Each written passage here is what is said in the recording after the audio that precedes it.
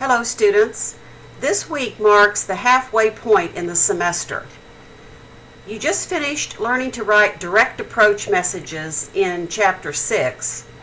Chapter 7 will introduce the indirect approach. In this chapter, you'll learn how to write bad news messages.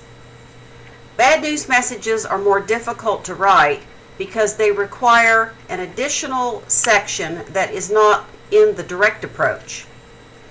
You will have to write a buffer statement in the first paragraph that does not reveal the bad news.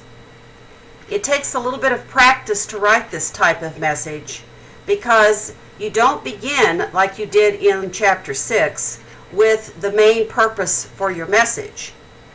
You have to begin with something that is a neutral statement and does not reveal the nature of the bad news.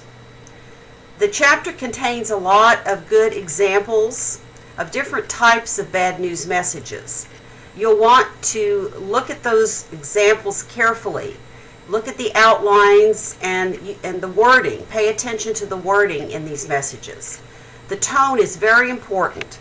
You don't want to use negative terminology, condescending language in these types of messages as to offend the reader. So pay attention to the examples and the formatting of these types of messages. The persuasive chapter in the next week's lesson module will also use indirect approach, and we'll talk about that next week.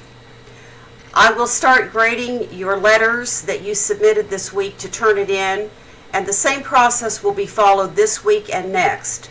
You will submit your draft by Thursday night, and then you will do 2 peer reviews and your own review before submitting the final revision on Sunday night.